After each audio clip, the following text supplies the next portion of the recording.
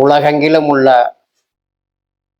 பாயும்பூனை YouTube சேனலின் நேயர்களுக்கு எனது நன்றி கலந்த வணக்கங்கள். இன்றைய தினம் உங்களுக்கு ஒன்றரை ராஜா கதையை சொல்ல இருக்கின்றேன்.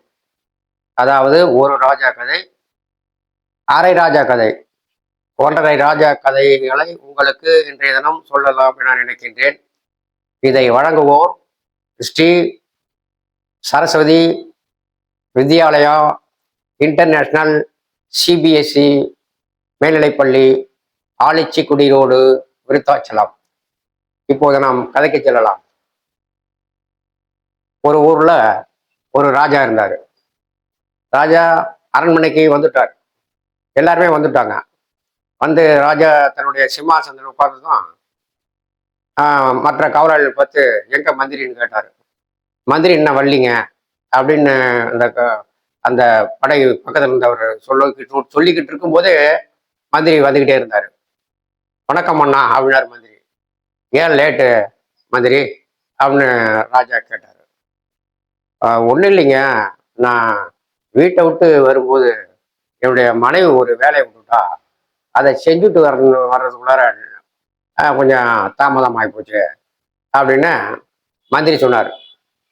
அப்போ மனைவி பேச்சை கேட்குறவங்களாம் எனக்கு மந்திரியாக இருக்கக்கூடாது அப்படின்னு சொல்லி ராஜா என்ன பண்ணார், மந்திரி இன்னிலேருந்து உன் வேலையை விட்டு நிறுத்திடுறான் அப்படின்ட்டாரு. வேலையை விட்டு நிறுத்தி விட்டு தான் அப்புறம் ராஜா என்ன பண்ணார், புது மந்திரி வேணும் அப்படின்னு அறிவிப்பு கொடுக்க வச்சார். தண்டோரை போட்டு அரச சபைக்கு புது மந்திரி வேணும், அதனால ராஜா அழைப்பு கொடுத்துருக்கார், மந்திரி போட்டியில் கலந்துக்கலாம் அப்படின்னு சொல்லி தண்டோரை போட வச்சார். அப்புறம் மறுநாள் தண்டோரை போட்டு தான் மந்திரி வேலைக்கு நிறைய பேர் வந்திருந்தாங்க. நிறைய பேர் வந்திருந்தா ராஜா என்ன பண்ணாரு, சரி பேட்டி ஆரம்பிக்கலாமா அப்படின்ட்டு முதல் நம்பரை கூப்பிட்டாரு. நீ என்ன ஊருனாரு, அந்த ஊரை சொன்னான். சரி நீ பொண்டாட்டி பேச்சு கேட்பேனாரு. கேட்பங்க அப்படின்னா. அப்போ நீ ரிஜெக்ட், நீ போயிட அப்படின்ட்டாரு. அடுத்தவனை கேட்டாரு, இல்லைங்க மனைவி பேச்சு கேட்பங்க அப்படின்னா. அது மாதிரி வந்திருந்த ஒரு லைன் அத்தனை பேரும் பொண்டாட்டி போய் கேட்பங்க அப்படின்னான். சரி எல்லாத்தையும் விட்டு இந்த அவங்களுக்கு ஏற்ற மாதிரி ஒருத்தன் நின்னான். அந்த லைனில் நிற்காம ஏற்ற மாதிரி ஒருத்தன் நின்னான். அவனை பார்த்து, என்னப்பா நீ உன்னுடைய பொண்டாட்டி பேச்சு கேட்பியா அப்படின்னு தான். நான் கேட்க மாட்டேங்க அப்படின்னா. கரெக்ட், சரிதான், சரி உன்னை நியமனம் பண்ணுறான். சரி நீயே அந்த லைனில் நிற்காம இந்தாண்ட நிற்கிற அப்படின்னு ராஜா அந்த மந்திரியை கேட்டார். ஒன்றும் இல்லைங்க, நான் போகும்போது என் பொண்டாட்டி சொன்னான், எல்லாம் நிற்கிற லைனில் நீ நிற்காதையா, நீ ஏற்ற மாதிரி நில்லு அப்படின்னு என் மனைவி சொன்னாங்க. என் மனைவி சொன்னபடி நான் இந்த ஏற்ற மாதிரி இருந்தாங்கண்ணா.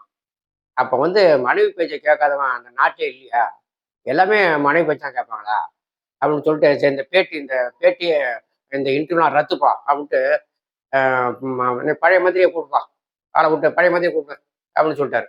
அப்புறம் பழைய மந்திரியை கூப்பிட்டு வேலைக்கு வச்சுக்கிட்டாரு. அதாவது மனைவி பேச்சு கேட்காதவங்க நாட்டில் யாருமே இல்லை அப்படின்னு ராஜா உணர்ந்துட்டாரு. அப்புறம் அந்த காலத்துல கடையில நம்ம மளிகை சாமான் வாங்கினோம்னா என்ன பண்ணுவான், பிசுக்கு வெத்தலை கொஞ்சம் கொடுங்க அப்படிம்போம், அதாவது ஓச்சியில் கொடுங்க அப்படிம்போம். அதே மாதிரி இப்போ இன்னொரு சின்ன ராஜா கதை என்னன்னா, ஒரு ராஜா குதிரையில தெருவில் நகர்வலம் போயிட்டு இருந்தார். போயிட்டே இருக்கும்போது எல்லா ஜனங்கள்லாம் வேலையை பார்த்தாங்க. அதில் ஒரு இளைஞனை கூப்பிட்டாரு. எவாப்பா அப்படின்னாரு, நீ என்ன ஏன் முகஜாடையா இருக்கிற, உங்க அம்மா அரண்மனையில் வேலை செஞ்சாங்களா அப்படின்னு அவரு கேட்டார். அதுக்கு அந்த இளைஞன் சொன்னான், எங்க அம்மா வேலை செய்யலைங்க, எங்க அப்பா தாங்க அரண்மனையில் வேலை செஞ்சாரு அப்படின்னு சொன்னான்.